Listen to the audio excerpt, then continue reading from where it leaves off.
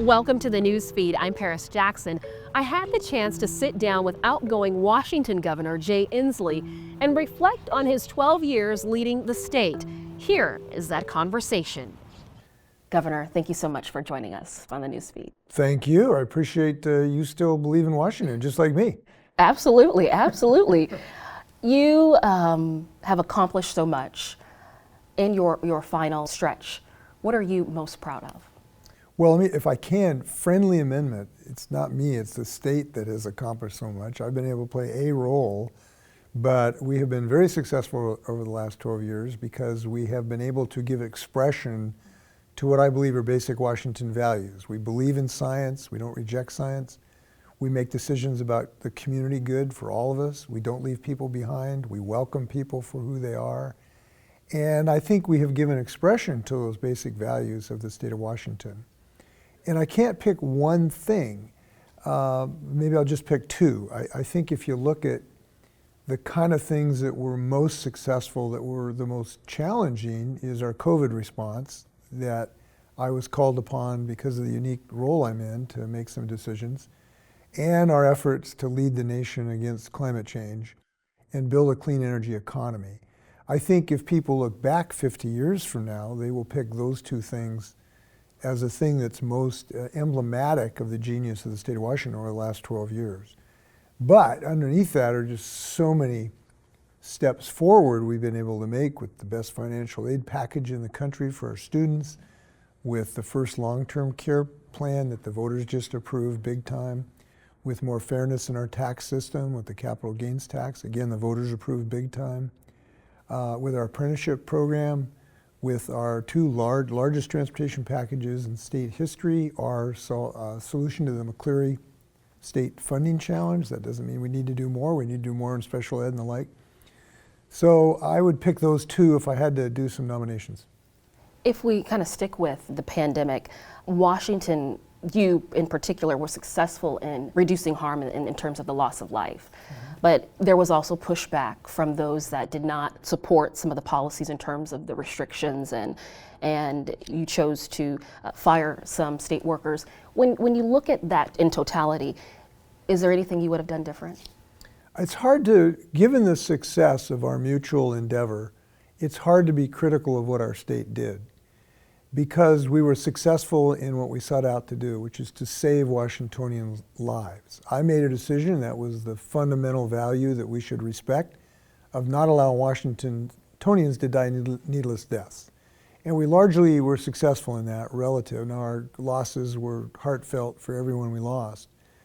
But if you look at our success in saving Washingtonians' lives, it's profound. I mean, if we'd had the same fatality rate, for instance, as Mississippi, we would have lost another 18,000 Washingtonians. Think about that. It's a small football stadium. Of people who are alive today, who are amongst us, who are going to, Christmas dinner and enjoying the new year, that would not have been alive had we not done the things that we did. So it's hard to be critical of the decisions that were made if you believe in saving lives, and that's what I think the state really wanted to do. And I think I'm pretty confident that's what the state wanted, because they reelected me by, 500,000 votes or something. And I think that was a vindication of what the state wanted to do. Now, those decisions were extremely difficult.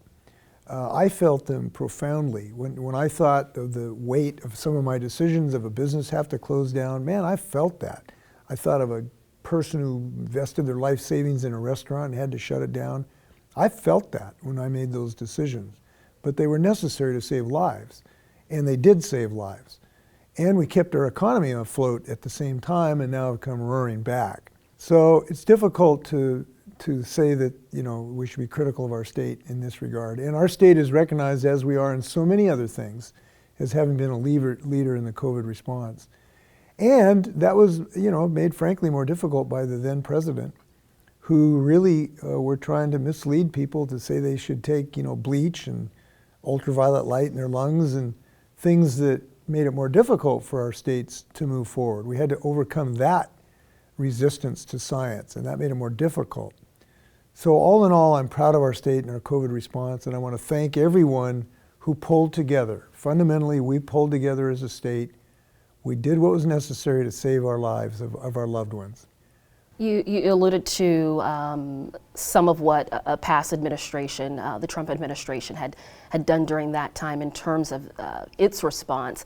Washington has set the tone in terms of the AG's office filing lawsuits when the state felt that administration overstepped. What do you think the role is of Washington State as we have a new administration, the Trump administration, coming into office? When in regard to as policies have already been stated of things in terms of, for instance, deportation of folks from communities, cities across the country, what's Washington's role if those things actually come to pass? Well, listen, I think the values of the state of Washington are ones that I'd hope to be replicated by other states, and we have certain values. We respect our young people's ambitions. So now we have students at the University of Washington and Washington State who might have come here at age 2 that in the past, and I don't know what his current policy is to try to throw those people out of the University of Washington and WSU and send them back to a country they don't even remember. That would not only be callous, it would be dumb to take that talent out of our state. We have people who have lived here for 20, 30 years who are feeding us in the agricultural industry. Literally, they're putting food on our plate. And the agricultural industry would be severely damaged if, in fact, you removed all those people. Many of them have been here for decades. And what I'm hopeful to happen, because I'm a person based on hope, is that the bipartisan efforts that were near success several years ago to do immigration reform so that we don't crater our agricultural economy, we don't crater the dreams of our dreamers, can have immigration reform, as opposed to what he's proposing now. You know, he's talking about criminals that as acting all these folks who are criminals. These people are going to our churches. They're soccer coaches. They're at the University of Washington. So I think Washington values, I think, should be respected, and the law should be respected as well. And we will be adept at protecting ourselves with Bob and Nick on the job. So I feel good about that. Another Washington value is science. Look, we're a very scientifically literate state. We lead the world in new technologies because we understand science. So we make decisions based on science rather than fantasy and hallucination or ideology.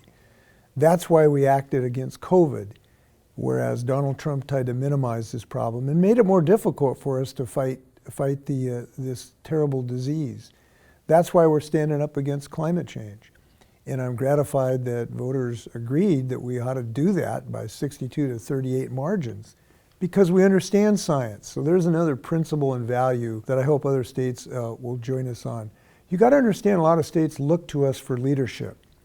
They're impressed with our leadership on climate change. In fact, the world is. I went to Azerbaijan and to the climate conference, and people were very excited about what Washingtonians decided at the ballot box on the climate change commitment. And then we believe in justice. We believe in basic fairness.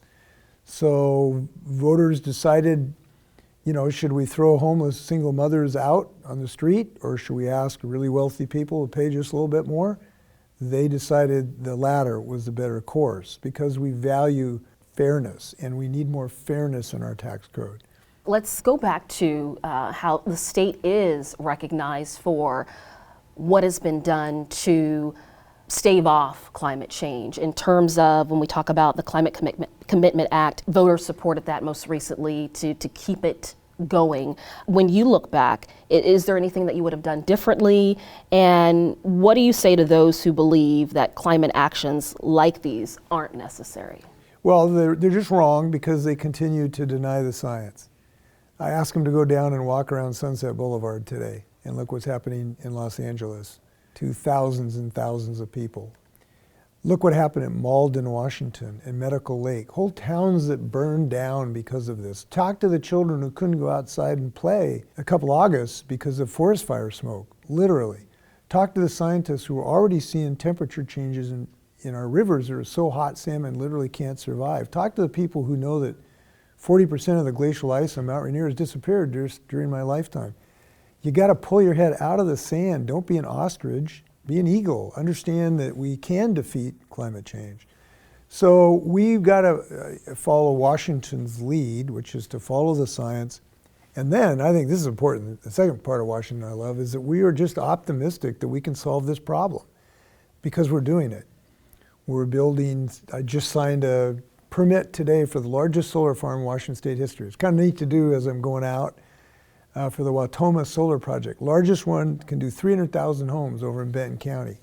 We're building the world's most advanced silicon anode batteries in the whole world in Grant County. We have 3 of the leading fusion companies in the whole world are within 8 miles of the Space Needle.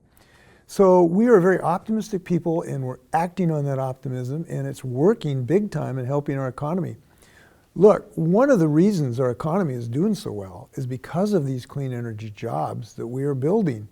Electricians were put to work by the scads and putting in EV charging stations, in building new production facilities. Construction workers are building new manufacturing plants. Truckers are delivering more products and soon be driving electric semi-trucks, which actually I got to drive and Trudy got to drive. They had to tell her to slow down, by the way, on the test track.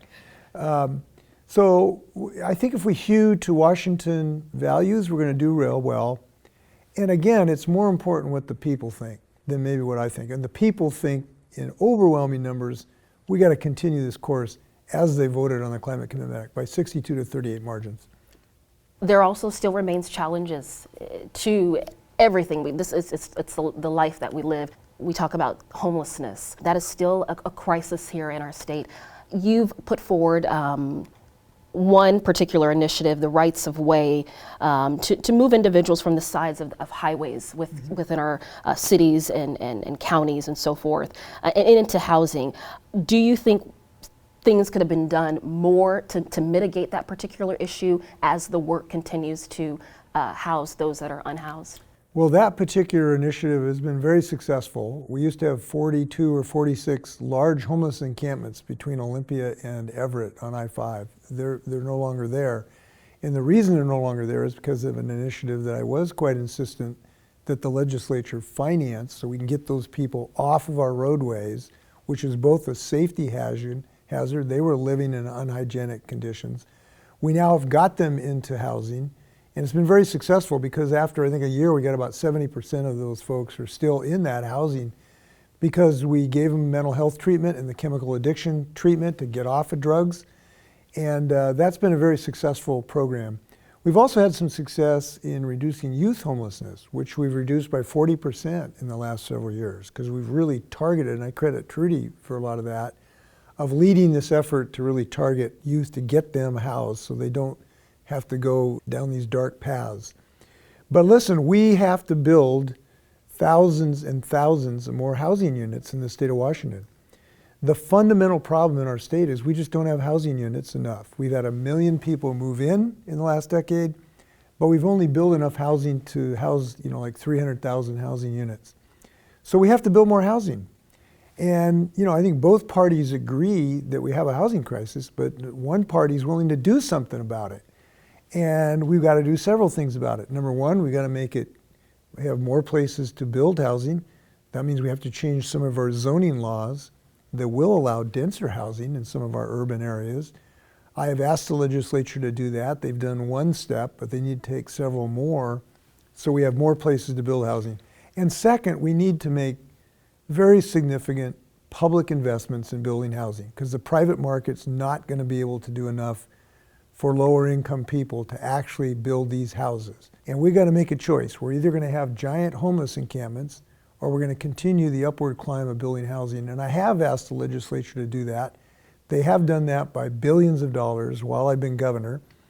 And they haven't done as much as I've asked them to do. But as going forward, the one thing I can say is we can't go backwards. We can't go backwards. We just can't cut the level of support we have for housing. We should not increase homelessness in the state of Washington. And when you reflect on everything that you've laid out in terms of the successes and the challenges, is there anything that comes to mind in terms of that you would have handled it differently or amended ways that you handled things? Well, it's hard, when we've had this much success, it's hard to argue with yourself and go looking for regrets. Listen, there's all kinds of things you do when you're a governor. You make hard decisions every single day. I'm sure that in the fullness of time, you can go back and say, should have done this, should have done that. But you can't drive in the rear view mirror. Look, I've had some things I've tried that haven't worked. You know, when I was early governor, we had a Republican Senate, and they were just refusing to do anything to do advances in transportation while our people are choking in traffic. And I said, you know, what can we do to get them to at least open up their minds? So I invited Ray LaHood, who was a former Republican Congress and also Secretary of Transportation, and a really nice guy. I served with him in Congress. I said, come on out and could you just talk to some of your Republican colleagues? And he came out, and I had him go into the caucus, and the Republicans just fricasseed him. They treated him like enemy number one. He's a Republican congressman. That didn't work. But I persisted, I was resilient, I would not take no for an answer. And we ended up getting the largest transportation package through a Republican Senate when they kept saying no for 5 years. So eventually things worked out. As you wrap it up, again, we can talk ad nauseum about the successes and also the challenges, but as you move forward and you complete your week or so left in office, what is next for you? Because I hear that it's not retirement. No, I don't intend to retire. I want to be fully engaged. I will look for the best way that I can help this effort to spread the gospel of Washington on clean energy and fighting climate change. And I'll have time to think about that. Right now, the challenge, however, though, is figuring out how I'm going to squeeze 12 years accumulation of stuff into our basement in Kitsap County. That's the number one challenge. If you have any space, let me know. We appreciate you taking the time. If there's any last thing that you want to say to Washingtonians, because this is probably as a team, our last time with you, last message as you just kind of pass the torch to a fellow Democrat. Well, I have 4 things. Number 1, thank you for this honor. 2, thank you for this privilege. 3, thank you for going through an incredible 12 years with us. I couldn't be more grateful for this opportunity. There's no job like governor. I got up every single morning and asked myself, what could I do for Washingtonians? And that was a huge privilege. The 4th thing I will say is, man, we got something special here. The world envies us in so many ways. And I love all Washingtonians, and by gum, we showed them a great 12 years together. Thank you. Thank you so much. Thank you for joining us. Thank you. I'm Paris Jackson. Thank you for watching the Newsfeed, your destination for nonprofit Northwest news. Go to CascadePBS.org for more great local coverage.